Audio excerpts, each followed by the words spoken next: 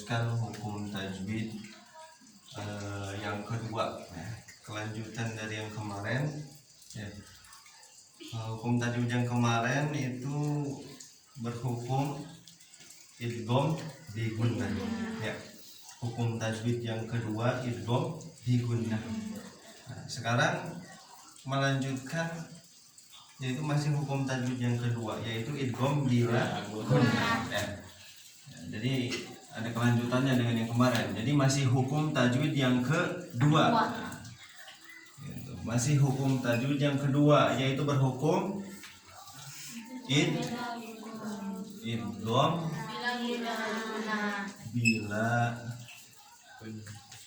bila gunnah. Gunnah. Nah, kita artikan idgham artinya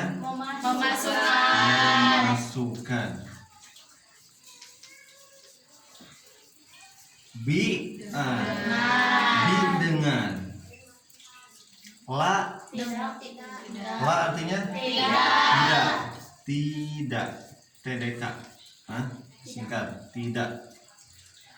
Gunnah apa? Dengung.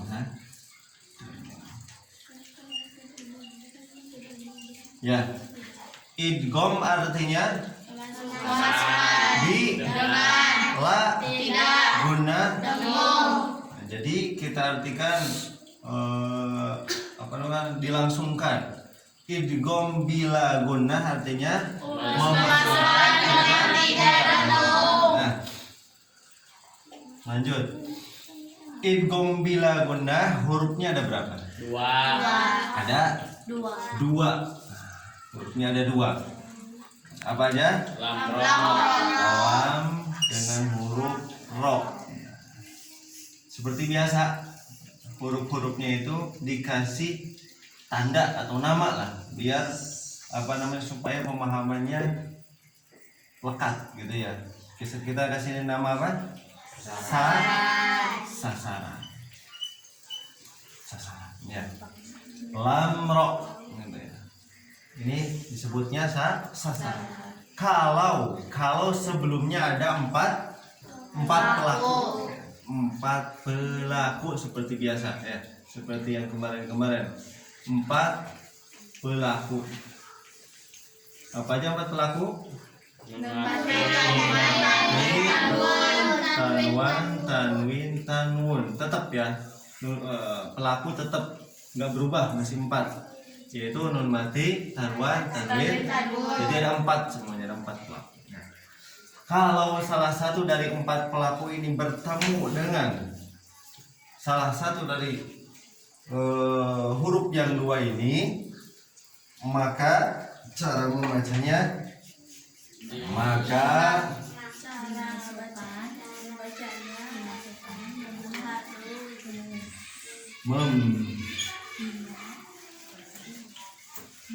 membacanya harus dimasukkan dan ditahan. Harus Memasukkan dan ditahan. Dimasukkan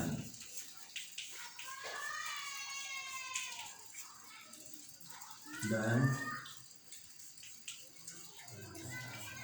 tidak Ditahan.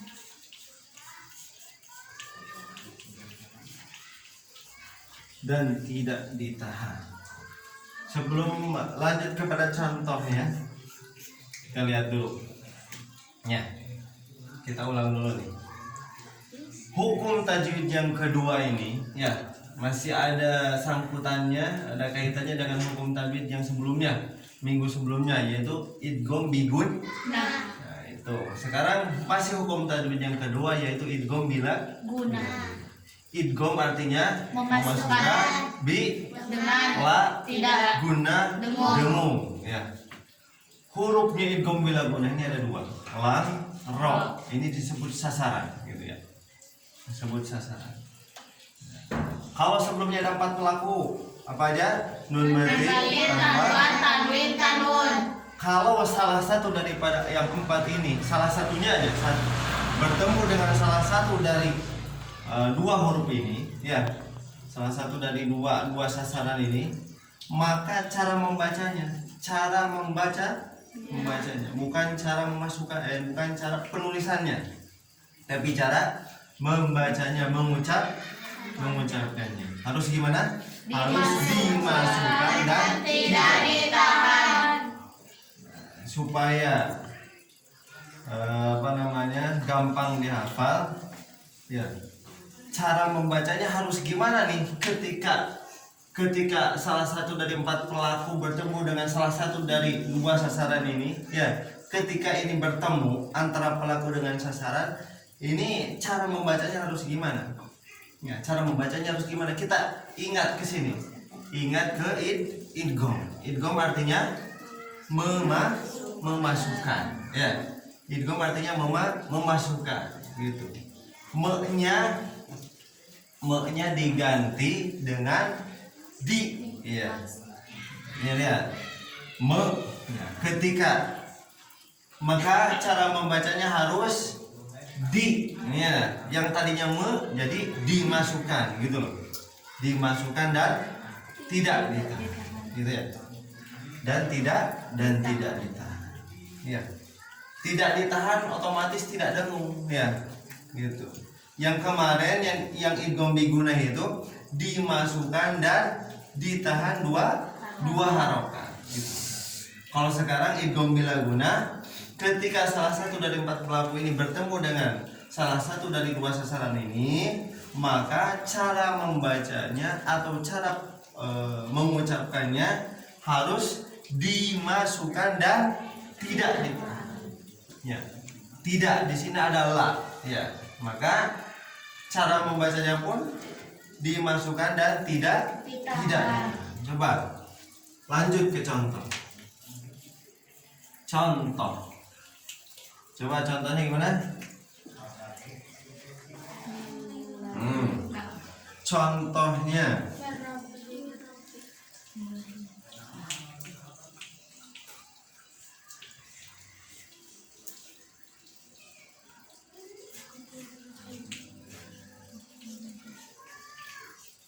lihat. Nah, aslinya dulu nih, aslinya Ghafurun Rahim, ya. Aslinya seperti ini. Secara penulisan, ya, tulisannya seperti ini, ya. Tapi ketika cara pembacaannya bukan seperti itu, ya. Nah, Ghafurun Rahim nih yang digaris bawahi, ya. Di sini ada hukum apa di sini nih? Kalau kita mau mengetahui di sini hukumnya, hukum tajwid hukumnya apa? Apakah idhar? Apakah idgham bigunah? Apakah idgham bilagunah? Lihat. Ya, lihat dulu tandanya. Tandanya itu terdiri dari pelaku dan sasaran, gitu ya. Lihat. Di sini pelakunya ada enggak? Ada pelakunya enggak? Coba lihat. Dari nun mati, tanwan, tanwin ini ada nggak salah satunya dari nun mati, tanwan, tanwin, tanwun ini? Coba. Yang ada di sini apa? Tanwun nih, ada ya? Kalau domah enggak? Bukan pelaku. Pelaku itu cuma ada 4, ya. Cuma nun mati, tanwan, tanwin, tanwun. Salah satu dari yang 4 itu ada. Oh, berarti ada nih, tanwun. Nih ya. Tanwun. Nah, kalau sudah ada pelaku pasti ada sasaran.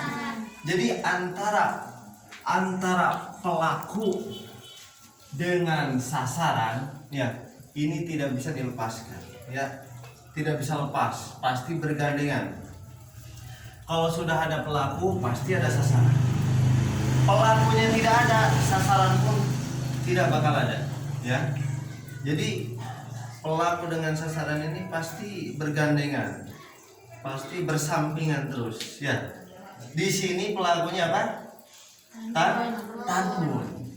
Lihat, setelah pelaku pasti ada sasaran. Lihat di depannya, ya, bukan di belakangnya, tapi di depannya. Setelah pelaku sasaran. Setelah pelaku, sasaran. Sasarannya huruf apa? Lihat di depannya huruf apa? Huruf ro. Huruf ro. Huruf ro ini hurufnya siapa yang memiliki huruf ini? Idgham bila Nah, guna. idgham bila guna. Ya. Huruf ro ini pemiliknya idgham bila Guna. guna. Sementara idgham artinya Masukkan. bi dengan la tidak guna Dengung. memasukkan dengan tidak dengung atau dimasukkan dan tidak ditahan. Kalau tidak ditahan pasti tidak jadi dengung gitu loh. Ya. Gitu. Jadi antara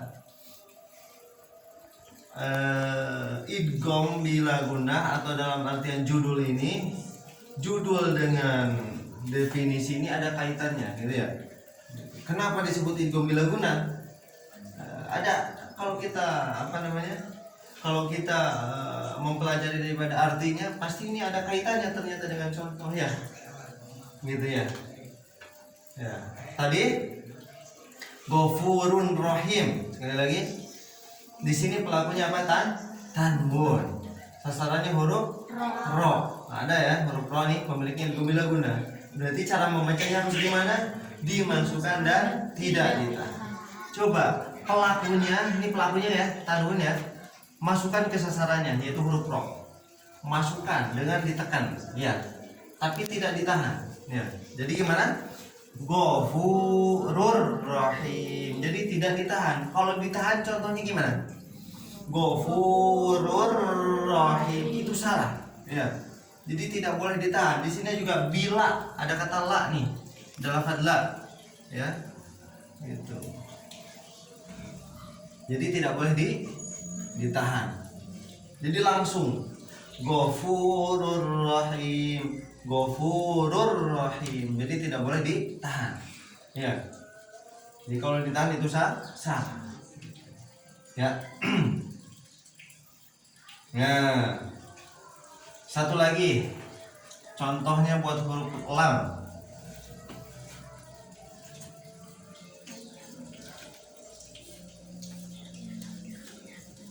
Nah, lihat. Lihat. Ini. Yang digaris bawahi. Hukumnya apa? Non mati. Hukumnya. Idgham bila guna. Tahu dari mana hukumnya kok ini disebut hukumnya idgham bila guna? Kita kalau mau tahu hukumnya ini hukum apa, dilihat tandanya, ya. Tandanya itu terdiri dari pelaku dengan sasaran. Lihat, tandanya apa? Lihat pelaku dengan sasarannya. Pelakunya apa? Nun mati. Nun mati. Ya, pelaku itu tidak akan lepas dari yang empat ini pokoknya. Ya. Jadi pelakunya nun mati. Ada ya nun mati. Ya. Kemudian sasarannya huruf apa? Lam. Huruf lam. Ada huruf lam. Da. Ya, pemiliknya siapa nih lam? Idgham bila guna. Idgham artinya apa? Memasukkan. Berarti cara membacanya pun harus dimasukkan dan tidak ditahan. Jadi langsung aja. Milladunka. Langsung ya ini nih. Milla. Jadi tidak boleh ditahan. Ya, dimasukkan aja. Pelakunya, ya. Cara pembacaannya, ya. Cara pembacaannya. Pelakunya itu masukkan ke sasarannya. Nun matinya masukkan ke lam dengan ditekan. Milladunka. Milladunka. Jadi tidak boleh ditahan. Kalau ditahan gimana? Milla. Nah, itu tidak boleh. Milladunka tidak boleh. Kenapa? Lihat, lam ini pemiliknya siapa? Pemiliknya idgham bila guna. Memasukkan dengan tidak, jadi tidak boleh dengung, tidak boleh ditahan gitu loh. Ya, paham ya? Jadi setiap idgham bila guna tidak boleh ditahan. Gampang lah, hurufnya cuma ada dua, lam sama ro, gitu ya. Gitu. Pokoknya kalau diawali dengan nun mati, tanwan, tanwin, tanwun, ya pasti nanti itu pasti ada sasarannya ya, gitu. Coba kalau misalkan ya nun Nun mati ya, di sana nun mati, nunnya ada apa namanya yang ada sukunnya. Coba kalau difathahkan, minala tuh. Jadi tidak ada hukum tajwid di sini. Ya, tidak ada hukum tajwid. Ya, karena tidak ada pelaku. Pelakunya mana? Ya, nun mati. Sedangkan ini bukan nun mati, tapi nun berharokat fathah. Kalau tidak ada pelaku, pasti tidak ada sasaran. Intinya gitu, rumusnya gitu. Kalau ada pelaku